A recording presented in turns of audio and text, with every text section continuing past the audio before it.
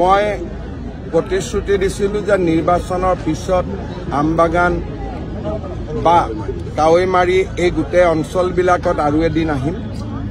আজি মই আমবাগানলৈকে আহিছিলোঁ। সকলোৱে লগ হৈ আমাৰ আমবাগান লাওখোৱা এই বৃহত্তৰ অঞ্চলৰ ৰাইজক চামুগুৰি সমষ্টিত আমাৰ দলৰ প্ৰাৰ্থী দীপ্লুৰঞ্জন শৰ্মাক বিজয়ী কৰাৰ বাবে ধন্যবাদ জনালোঁ আৰু এই সমষ্টিটোৰ উন্নয়নৰ বাবে আকৌ এবাৰ প্ৰতিশ্ৰুতি আগবঢ়ালোঁ। নতুন বছৰত আমাৰ চৰকাৰৰ নতুন বাজেটো আহিব।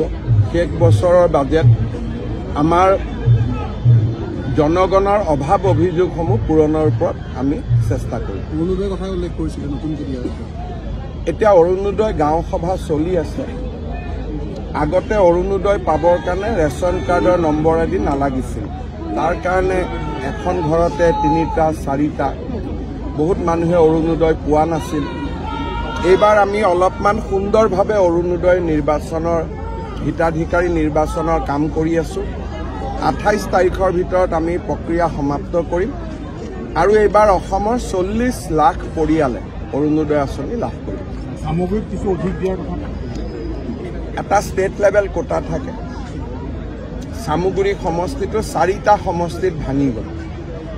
কিছুমান কলিয়াবৰত গ'ল, কিছুমান চামুগুৰিত গ'ল, কিছুমান বহমপুৰত থাকিলে আৰু কিছুমান ৰূপহীত গ'ল। গতিকে গোটেইখিনি সমষ্টিৰ পৰা যদি আমি অলপ অলপকৈ লৈ লওঁ, চামুগুৰিৰ কাৰণে বাঢ়ি যাব। মই প্ৰতিশ্ৰুতি দিছিলোঁ যে নিৰ্বাচনৰ পিছত আমবাগান বা কাৱৈমাৰী এই গোটেই অঞ্চলবিলাকত আৰু এদিন আহিম। আজি মই আমবাগানলৈকে আহিছিলোঁ।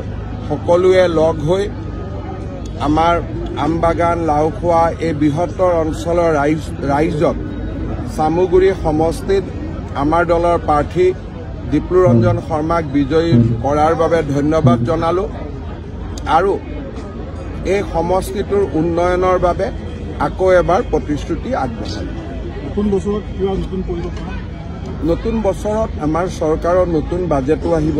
শেষ বছৰৰ বাজেট আমাৰ জনগণৰ অভাৱ অভিযোগসমূহ পূৰণৰ ওপৰত আমি চেষ্টা কৰিম। অৰুণোদয়ৰ কথা উল্লেখ কৰিছিলে নতুনকৈ দিয়া হৈছে। এতিয়া অৰুণোদয় গাঁও সভা চলি আছে। আগতে অৰুণোদয় পাবৰ কাৰণে ৰেচন কাৰ্ডৰ নম্বৰ আদি নালাগিছিল। তাৰ কাৰণে এখন ঘৰতে 3টা 4টা বহুত মানুহে অৰুণোদয় পোৱা নাছিল। এইবাৰ আমি অলপমান সুন্দৰভাৱে অৰুণোদয় নিৰ্বাচনৰ হিতাধিকাৰী নিৰ্বাচনৰ কাম কৰি আছোঁ। 28 তাৰিখৰ ভিতৰত আমি প্ৰক্ৰিয়া সমাপ্ত কৰিম আৰু এইবাৰ অসমৰ 40 লাখ পৰিয়ালে অৰুণোদয় আঁচনি লাভ কৰিব। সামগ্ৰিক কিছু অধিক দিয়াৰ কথা এটা ষ্টেট লেভেল কোটা থাকে। চামুগুৰি সমষ্টিটো 4টা সমষ্টিত ভাঙি গ'ল। কিছুমান কলিয়াবৰত গ'ল, কিছুমান চামুগুৰিত গ'ল, কিছুমান বহমপুৰত থাকিলে আৰু কিছুমান ৰূপহীত গ'ল। গতিকে গোটেইখিনি সমষ্টিৰ পৰা যদি আমি অলপ অলপকৈ লৈ লওঁ, চামুগুৰিৰ কাৰণে বাঢ়ি যাব।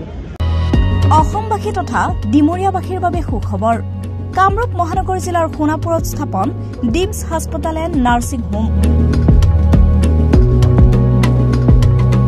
উপলব্ধ বিভাগসমূহ general medicine, gynaecology, general and laparoscopic surgery, orthopaedic surgery, paediatrics and neonatology, palliative medicine, pain clinic, dermatology, ENT, urology, দুৰ্ঘটনা আৰু জৰুৰীকালীন সেৱাৰ বাবে 24 ঘণ্টাই উপলব্ধ ডিমছ হাস্পতাল এণ্ড নাৰ্ছিং হোম। অত্যাধুনিক সা সুবিধাৰে পৰিপূৰ্ণ ডিমছ হাস্পতাল এণ্ড নাৰ্ছিং হোমত উপলব্ধ digital x-ray, 24 hours pathology, ECG, PAC clinic, 24 hours RMO doctors. ঠিকনা বৰঘাট, সোণাপুৰ, কামৰূপ মহানগৰ জিলা। যোগাযোগৰ নম্বৰ 8009040080।